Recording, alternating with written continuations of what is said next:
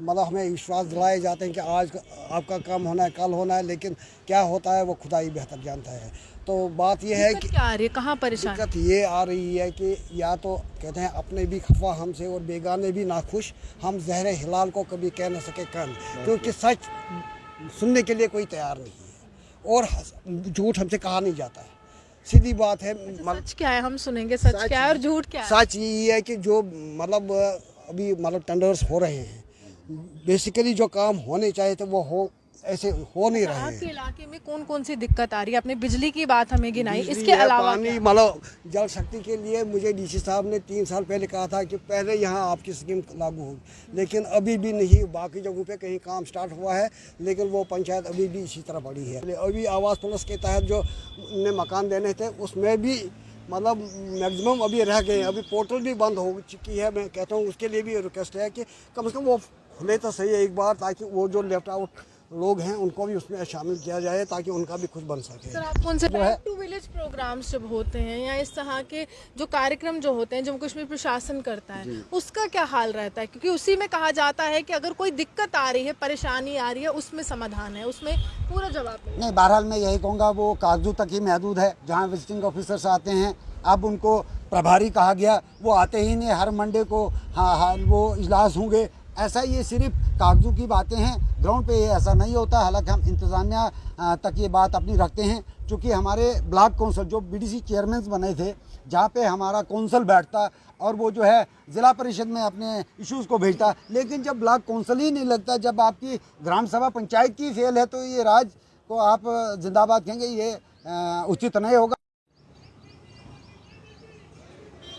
गृह मंत्री अमित शाह सदन को जब भी संबोधित करते हैं और जब भी जम्मू कश्मीर का जिक्र आता है तो उनके मुख बिंदु से जम्मू कश्मीर में जो पंचायत व्यवस्था है उसकी मजबूती का जिक्र हर बार आता है। लगातार विपक्षी नेताओं को जवाब देते हुए गृह मंत्री कहते हैं कि हमने पंचायत व्यवस्था को इतना मजबूत किया है कि आज हर एक सरपंच व पंच जो है मजबूती से खड़ा हुआ है और विकास कार्य उनके द्वारा ही हो रहे हैं। लेकिन ये जो विभिन्न चेहरे आप मेरे साथ देख रहे हैं, ये विभिन्न लोग आप मेरे साथ देख रहे हैं, ये नुमाइंदगी करते हैं अपने अपने इलाकों की और अपने इलाकों में क्या क्या परेशानियां आ रही हैं आज इन्हीं से जानते हैं, क्योंकि लगातार दावेदारी हो रही है लेकिन धरातल पर कितना विकास हुआ है इन्हीं से जानते हैं। सर, क्या नाम है आपका और कौन से इलाके से ताल्लुक? मैडम, मेरा नाम मोहम्मद इकबाल कटोच है। मैं पंचायत हल्का पोगल अपर ब्लॉक उखराल का सरपंच और ज़िला अध्यक्ष भी हूँ एसोसिएशन का। तो बहरहाल 4 साल हमारे बीत गए, जहाँ हमें ग्राम सभा में 29 डिपार्टमेंट्स जो है पंचायत एक्ट बताता है, लेकिन हमारे वहाँ वो जो ग्राम सभाएँ खाली रहती है। हमने वक्तन फ़वक्तन आवाज़ें दी, उसके साथ साथ हमने 40 टैक्सी के तहत कुछ काराजात मुकम्मल किए हैं।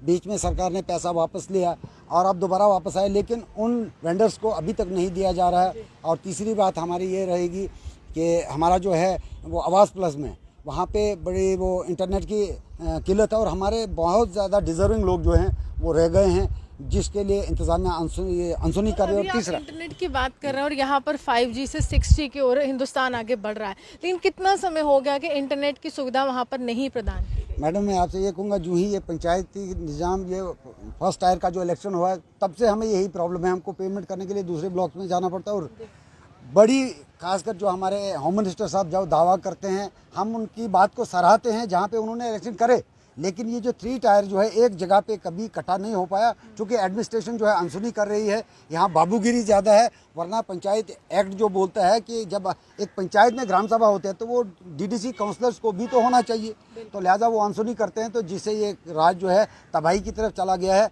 और लोग जो है नाखुश हैं। और ब्यूरोक्रेट से आप कभी चर्चा करते हैं, क्योंकि इस समय सरकार नहीं है लेकिन ब्यूरोक्रेसी है, आप उनसे जाते हैं मिलने, आप बोलते हैं कि ये परेशानी हो रही है और आप ही एलजी से मिलते हैं तो आप हल करवा दीजिए? बहरहाल मैं आपसे ये कहूँ कि वो खूब वाकिफ़ हैं, क्योंकि पॉलिसी तो वही बनाते हैं, एक्ट भी उन्होंने बनाया, ब्लॉक दिवस तो वही कहते हैं। हमारा हर इजलास पंचायत का होता है, जो कार्रवाई के शक्ल में हम हर इंतज़ामिया तक पहुंचते हैं। तो बहरहाल इंतज़ामिया जो है बैक टू विलेज प्रोग्राम्स जब होते हैं या इस तरह के जो कार्यक्रम जो होते हैं जम्मू कश्मीर प्रशासन करता है, उसका क्या हाल रहता है? क्योंकि उसी में कहा जाता है कि अगर कोई दिक्कत आ रही है, परेशानी आ रही है, उसमें समाधान है, उसमें पूरा जवाब नहीं। बहरहाल मैं यही कहूँगा वो कागजों तक ही महदूद है। जहाँ विजिटिंग ऑफिसर्स आते हैं, अब उनको प्रभारी कहा गया, वो आते ही नहीं। हर मंडे को हाँ वो इजलास होंगे, ऐसा ये सिर्फ कागजों की बातें हैं। ग्राउंड पे ये ऐसा नहीं होता। हालांकि हम इंतज़ामिया तक ये बात अपनी रखते हैं, चूँकि हमारे ब्लॉक काउंसिल जो बीडीसी चेयरमैन बने थे, जहाँ पे हमारा काउंसिल बैठता और वो जो है ज़िला परिषद में अपने इश्यूज़ को भेजता, लेकिन जब ब्लॉक काउंसिल ही नहीं लगता, जब आपकी ग्राम सभा पंचायत की फेल है, तो ये राज को आप जिंदाबाद कहेंगे, ये उचित नहीं होगा। हम यही चाहते हैं कि हमारे तकलीफ को महसूस करते हुए इनका अजाला किया जाए और उन लोगों को कान खींचे जाएं जो भी हैं। Defaulter should be taken to task, क्योंकि हम जो लड़के आए हैं, अब हमें वहाँ जब इजलास करते हो तो हमें लोगों की मार झेलना पड़ती है। तो हम चाहेंगे आपके माध्यम से बाला सरकार तक कि वो हमारे ये जो है बर्निंग इश्यूज़ हैं, इनका अजाला किया जाए। सर आपका क्या नाम है और कौन से इलाके से? मैडम आपका शुक्रिया। मैं अब्दुल जब्बार हजाम पंचायत गुन टठार का सरपंच हूँ। मेरी पंचायत उस जगह वाक़ा है जहाँ से आपकी मतलब नेशनल हाईवे की जो 4 लाइन टनल बनी है, बिल्कुल वही इलाका है और वो इलाका बर्फ़ानी इलाका है। अभी मतलब वहाँ पे ज़्यादातर मतलब इतनी बिजली रहती नहीं है, बिजली की है। और दूसरी बात यह है कि ग्राउंड लेवल पर अगर हम कहें तो हमारा काम इतना नहीं हो रहा है। उसमें यही है कि हर बुधवार को उनने ब्लॉक दिवस रखा है, हम जाते हैं, अपनी मतलब मुश्किलात वहाँ पेश करते हैं, वहाँ ऑफिसर्स के सामने मतलब आहुजारी करते हैं, डीसी साहब से भी वक्त वक्त पर मिलते हैं।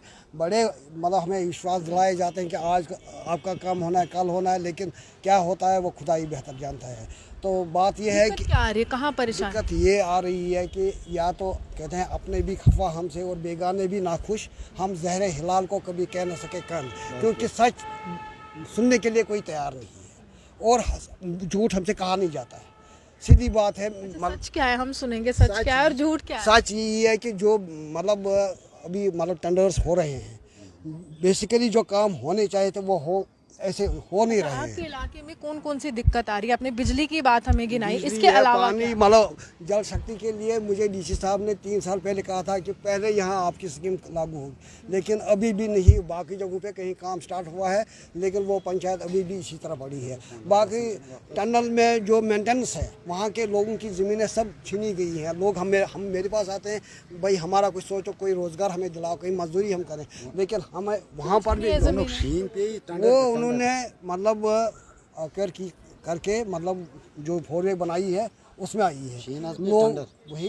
तो वही मैं कह रहा हूँ यार, बात यह है कि जो ज़मीनें थी हमारे पास वो गवर्नमेंट ले गई है, अब बेघर हो गए हैं लोग। मुआवजा मिला है गवर्नमेंट? मुआवजा मिला है, वो भी अब एक बात आपको बताऊँ, एक ही नंबर खसरा है 216, उसमें 8 मरले में 2.30 के हिसाब से 2.30 लाख के हिसाब से मिला है और उसी का बाकी के लिए है 5.75 के हिसाब से मिला है।